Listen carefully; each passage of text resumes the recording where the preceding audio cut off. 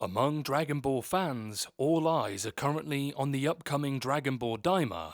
The newest installment in the franchise is the last one to be worked on by Akira Toriyama and has been confirmed to be set in the same continuity as Dragon Ball Super.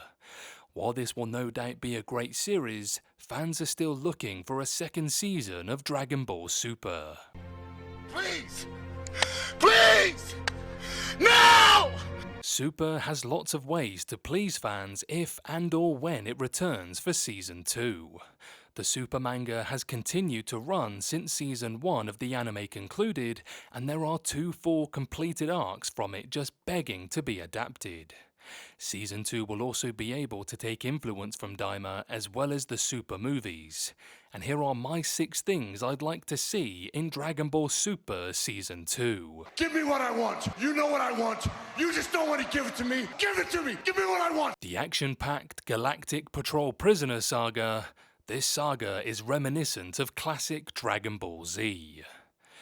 Dragon Ball Super Season 1 ends with Android 17's victory in the Tournament of Power at the conclusion of the Universal Survivor arc. However, the Dragon Ball Super manga has continued telling new stories since, and the Galactic Patrol Prisoner saga is the first of the subsequent arcs. With how unique all of Super's previous arcs are by comparison, the Galactic Patrol Prisoner saga is the first arc in a long time to feel like Dragon Ball Z. This saga is the first arc in Dragon Ball Super to follow the traditional formula of a brand new villain more powerful than any before him appearing who Goku and his friends must defeat. Specifically, it tells the story of Moro, an ancient sorcerer who regains his lost mystical abilities and unleashes the inmates from the Galactic Patrol's prison to find planets for him to devour. The highlight of the arc is how it doesn't revert to being all about Goku and Vegeta, and instead gives moments to all the Z fighters as well as a new face, Mirus. Oh yeah! Yeah! Bum, bum, bum! Dee, dee, dee. The introduction of Ultra Ego Vegeta in the Granola the Survivor arc. This arc is a divisive one among manga readers, but it still features plenty of incredible moments fans would love to see animated. This arc sees Goku and Vegeta come into conflict with a Granola, a warrior from a world devastated by the Saiyans who wishes to become the strongest fighter in the universe and who seeks revenge.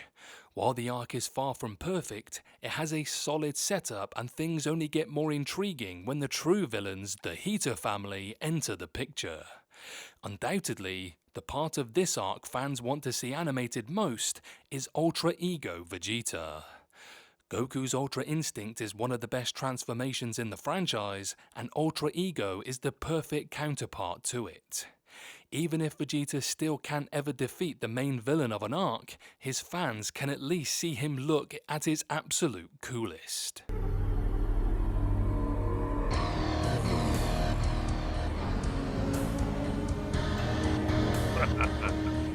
The debut of Black Frieza, which is one of the greatest entrances in the franchise. The finale of the Granola the Survivor arc has the most shocking conclusion of any Dragon Ball arc since Krillin's first death at the end of the 22nd World Martial Arts Tournament. Out of nowhere, Frieza appears and kills the arc's main villain, Gas, with a single blow.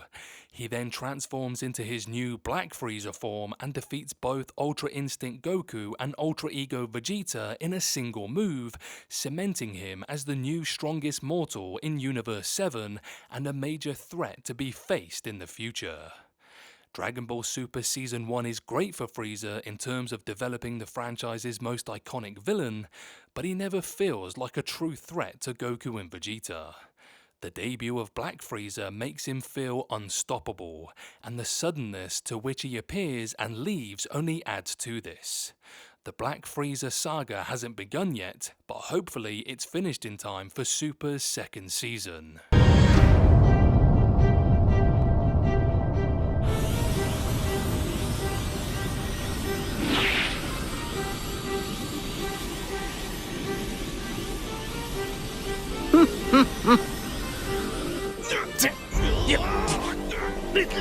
A continued exploration of the Demon Realm post-Dragon Ball Daima.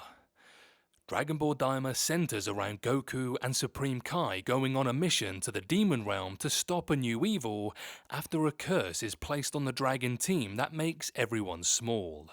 The concept of the Demon Realm was first introduced by Deborah in Dragon Ball Z, but this will be the first time canon material will fully explore it.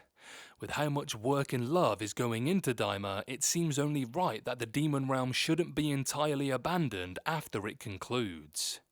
Dragon Ball Super will need a new villain after Black Frieza is defeated, and with him already having been as strong as Super Perfect Cell prior to his death, a resurrected Deborah could fill that role. Alternatively, the series could look to non-canon material for inspiration.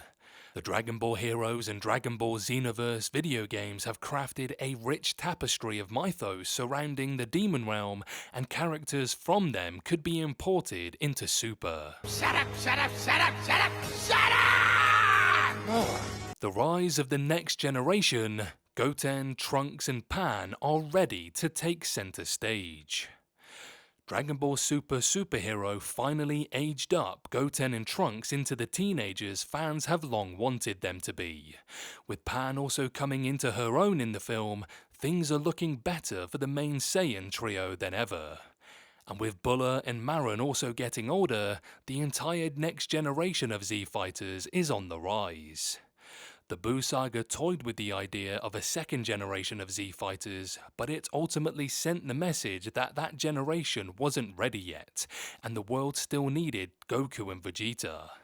This narrative decision has haunted the series to this day, and Dragon Ball Super has the power to finally set things straight. After Black Frieza is defeated, it would be the perfect time for an arc about Goten, Trunks, Pan, Buller and Maron stepping up as heroes. If this series wants to be truly bold, it could even set this hypothetical arc after the end of Dragon Ball Z and finally move the timeline forward.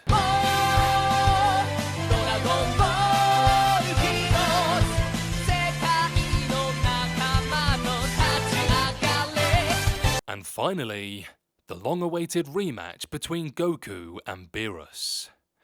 The modern era of Dragon Ball began with Dragon Ball Z Battle of Gods in 2013. Here, Goku becomes a Super Saiyan God and has his first spectacular fight with Universe 7's God of Destruction, Beerus. Goku loses this fight and it isn't even a real contest. Since then, with Goku growing infinitely more powerful in each arc and Beerus sticking around as a staple of Dragon Ball Super, fans have waited for over a decade to see the series' hero finally break down this divine wall. In Dragon Ball Super Season 2, Goku vs Beerus Round 2 needs to happen, and Goku needs to win. This isn't something that's happened yet in the manga, and Goku's continued inability to surpass Beerus has been a constant source of frustration for readers. There are much greater powers in the multiverse than gods of destruction, such as angels, the Grand Priest and Zeno, and Goku won't be in a position to challenge any of them until he can finally defeat Beerus. First up, a forehead flick, followed by a nice neck chop.